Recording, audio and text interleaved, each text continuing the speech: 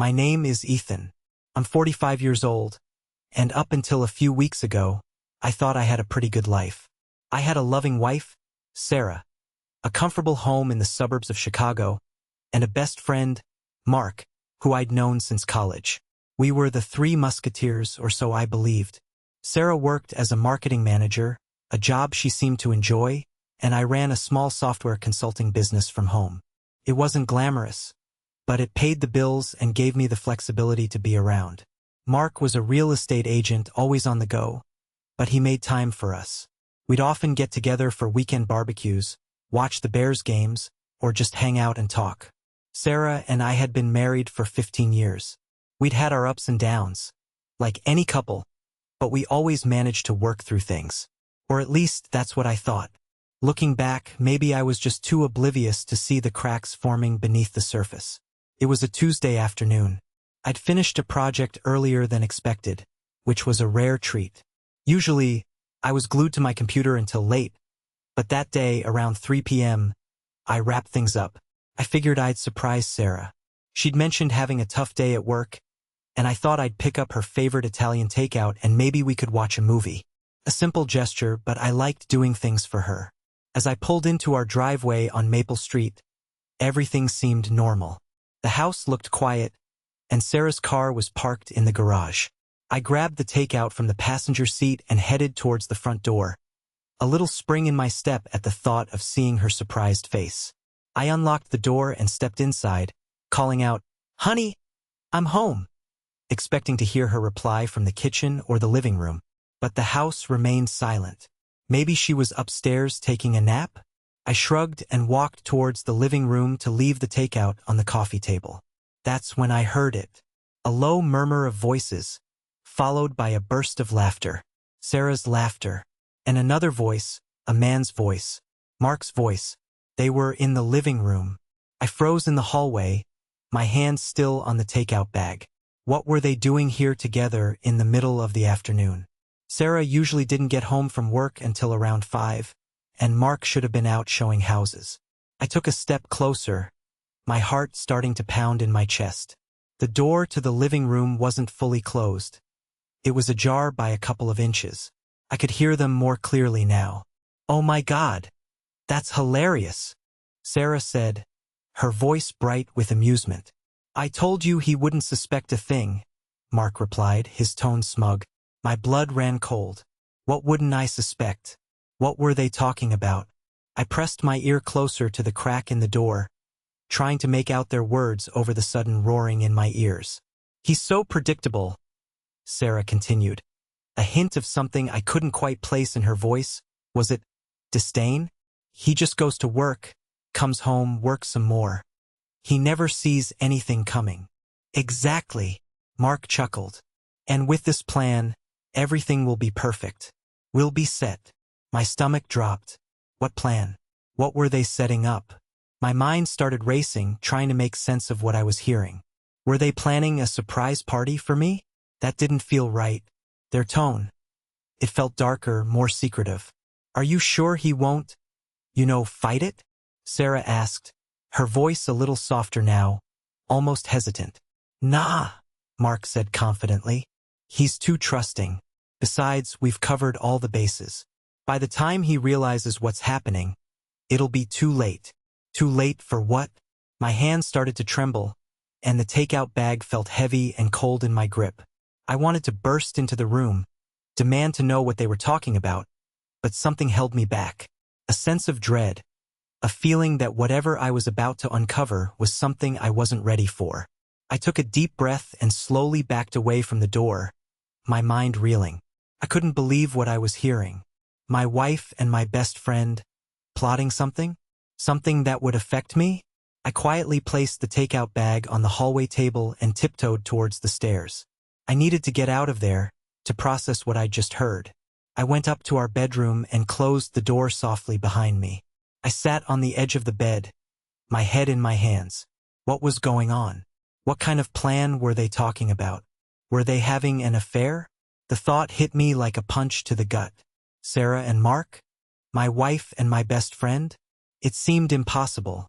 Yet the conversation I'd overheard painted a damning picture. But it wasn't just the possibility of an affair that chilled me to the bone. Their words, "He won't suspect a thing, he's so predictable. By the time he realizes, it'll be too late." It sounded like more than just a simple affair. It sounded like they were planning something bigger, something that would seriously impact my life. I stayed upstairs for what felt like hours, listening for any sound from downstairs.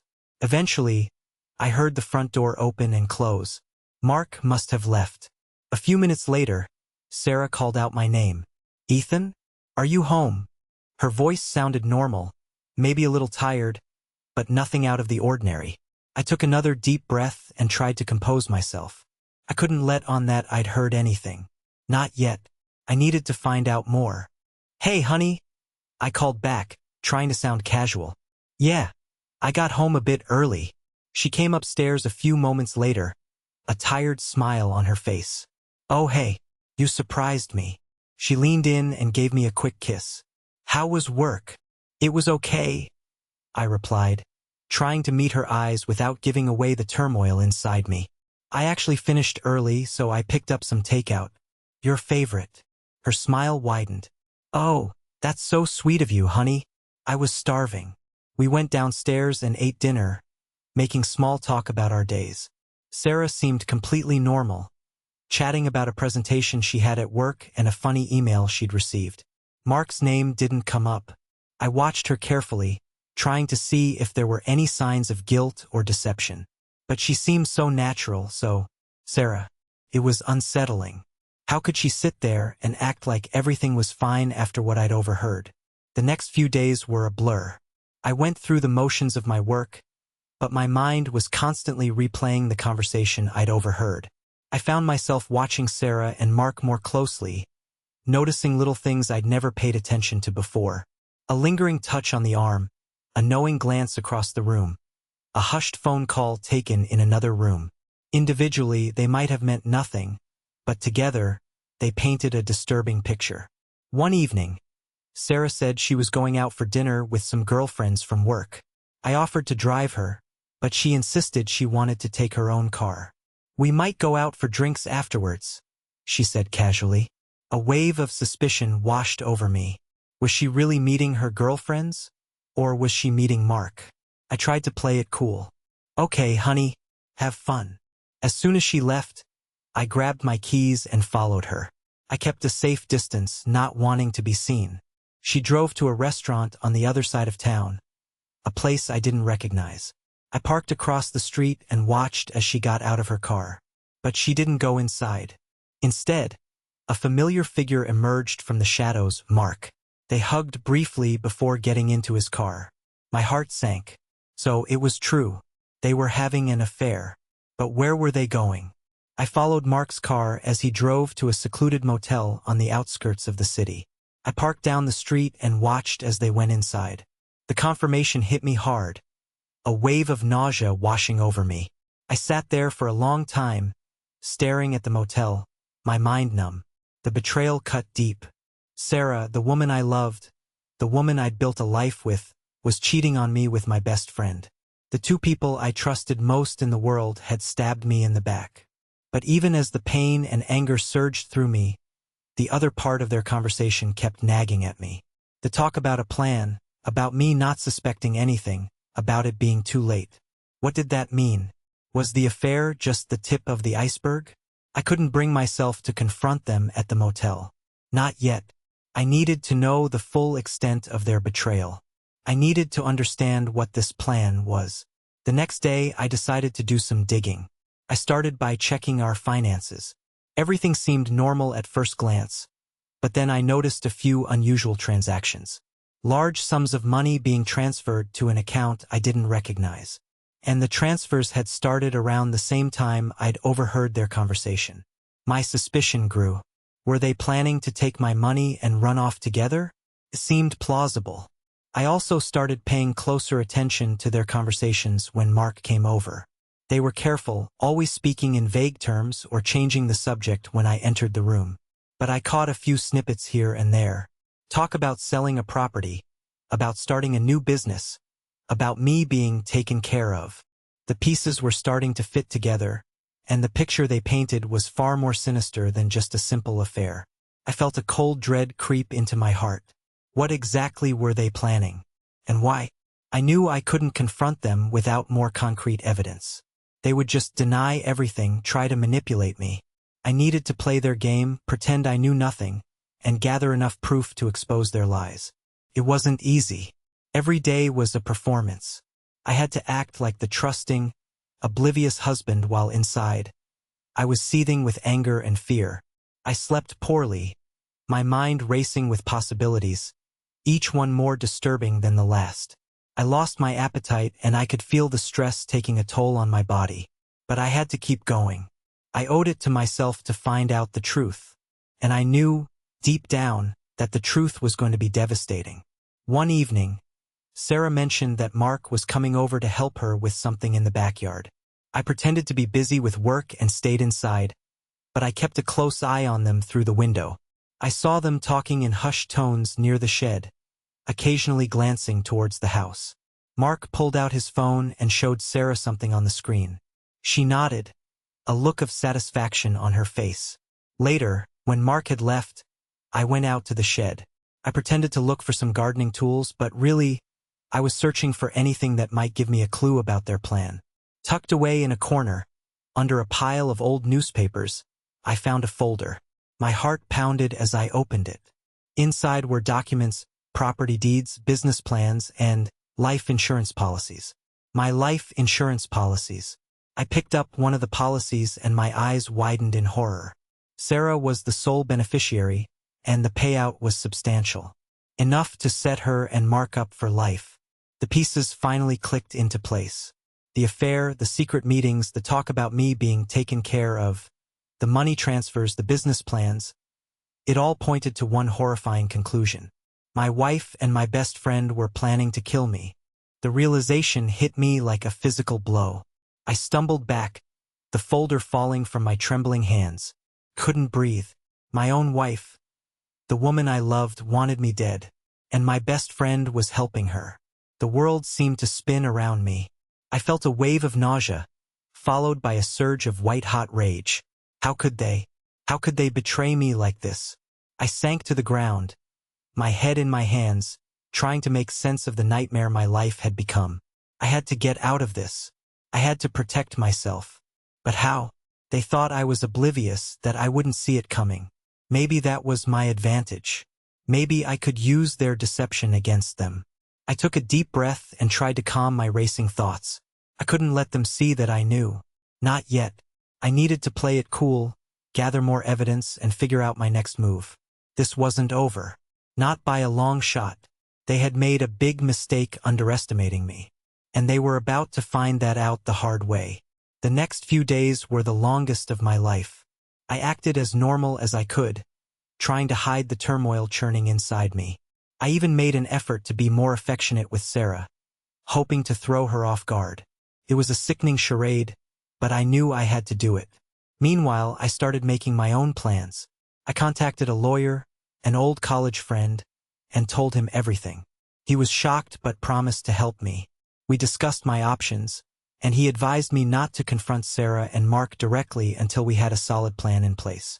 He also suggested that I start documenting everything, every conversation, every suspicious activity, every financial transaction.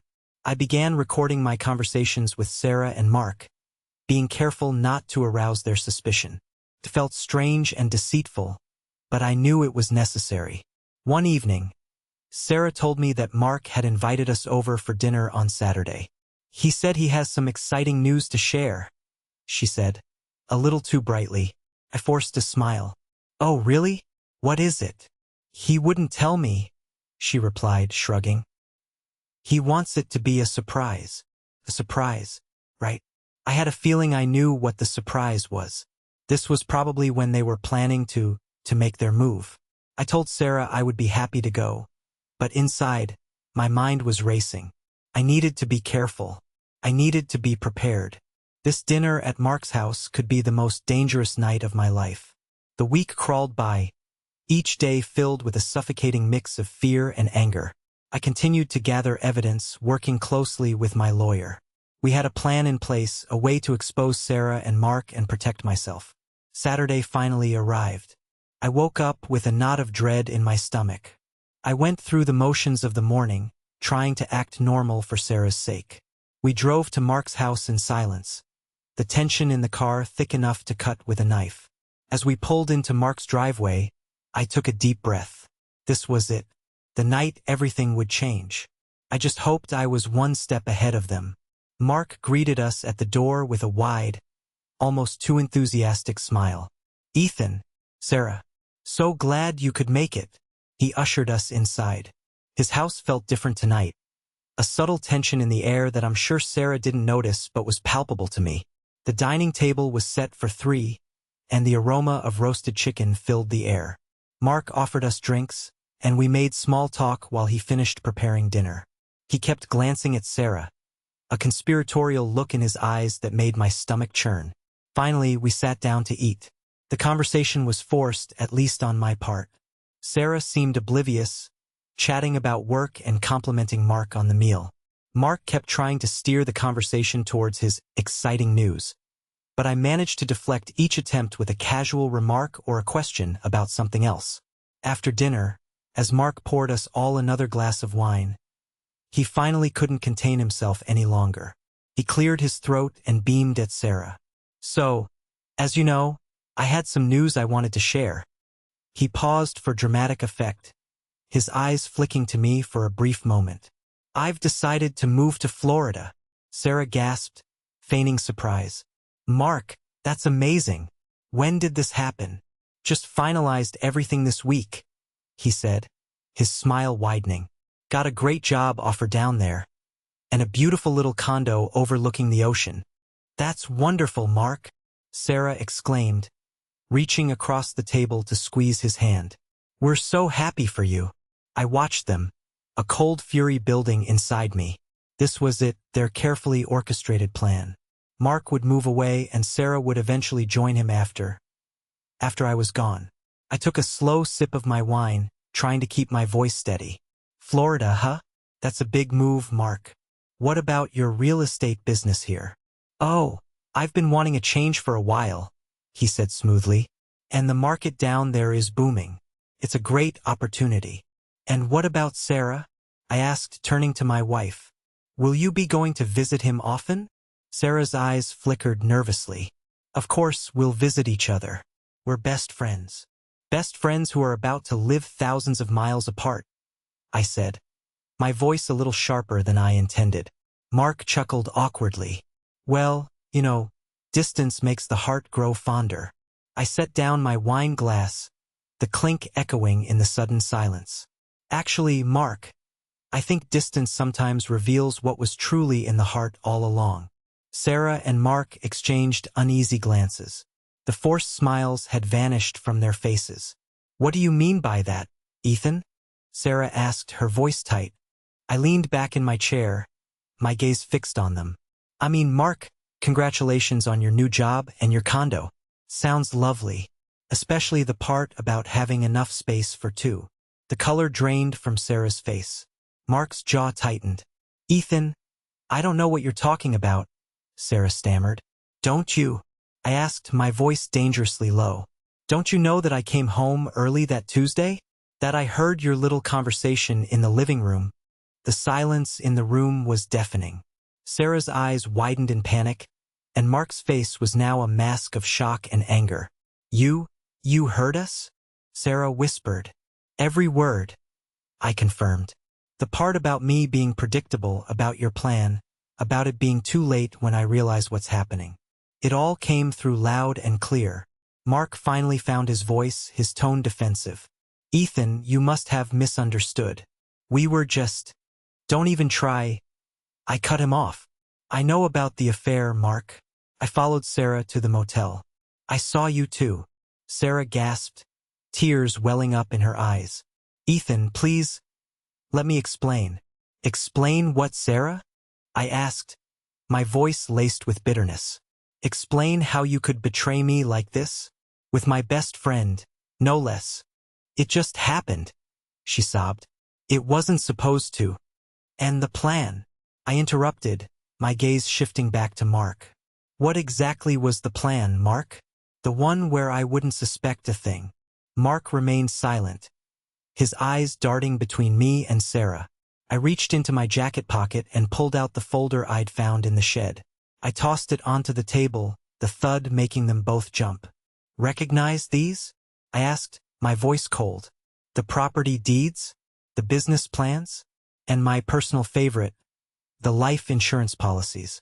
With Sarah as the sole beneficiary, of course. Sarah gasped again, her hand flying to her mouth. Mark's face was ashen. We weren't going to, Sarah began, her voice trembling. Oh, really? I scoffed. Then what were you going to do with all this, Sarah? Start a new life in Florida with Mark? A life funded by my death. The truth hung heavy in the air, undeniable and horrifying. Ethan, it's not like that, Mark finally said, his voice strained. We wanted to be together. And you thought killing me was the only way? I finished for him, my voice rising. You two disgust me. I trusted you both. You were my wife, my best friend. And you were plotting to take everything from me, including my life. I stood up, my hands shaking with anger. I've already spoken to a lawyer. He has copies of all this, including recordings of your little conversations. The police will be hearing about this very soon.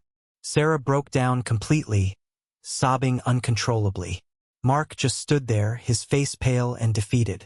I'm leaving, I said, my voice firm. I'm filing for divorce, Sarah. And Mark, I hope you enjoy your new life in Florida. Assuming you even get to go. I turned and walked towards the door, not looking back. I could hear Sarah's desperate cries behind me, but I didn't stop. Couldn't. The betrayal was too deep, the pain too raw. I drove straight to my lawyer's office. We went over the evidence, and he assured me that we had a strong case. We agreed to file for divorce immediately and to provide the police with all the information we had gathered. The next few weeks were a whirlwind. The police launched an investigation, and Sarah and Mark were questioned. The details of their affair and their plot to kill me became public, sending shockwaves through our community. Sarah tried to contact me numerous times, begging for forgiveness, but I refused to speak to her. Mark, on the other hand, disappeared. I heard through mutual acquaintances that he'd lost his job and had left town, presumably heading to Florida, though I doubted his new life would be the paradise he'd envisioned. The divorce was finalized quickly. I got to keep the house and my business. The life insurance policies were voided, and Sarah received nothing. It wasn't about the money, though. It was about justice, about holding them accountable for their actions. It took a long time to process everything that had happened. The betrayal by the two people I trusted most left deep scars. There were nights filled with anger and pain, nights when I questioned everything I thought I knew about my life. But slowly, with the help of friends and therapy, I started to heal. I focused on my work, on rebuilding my life. I reconnected with old friends and made new ones. I even started pursuing some hobbies I'd neglected over the years. The experience changed me. I became more cautious, more guarded. Trust didn't come easily anymore. But I also learned a valuable lesson about resilience and the importance of knowing your worth. I had survived a horrific betrayal, and I had come out stronger on the other side. Years have passed now. I haven't heard from Sarah or Mark, and frankly, I don't want to. I've moved on with my life. I've even started dating again, cautiously optimistic about the future. Looking back, I still can't believe what happened. Feels like a dark chapter from a book, not my own life. But it was real, and it taught me that sometimes the people closest to you are the ones you need to watch out for the most. And that sometimes the most dangerous plans are the ones you never see coming. But in the end, truth and justice will always find their way to the surface. And sometimes, pretending you heard nothing can be the most powerful move of all.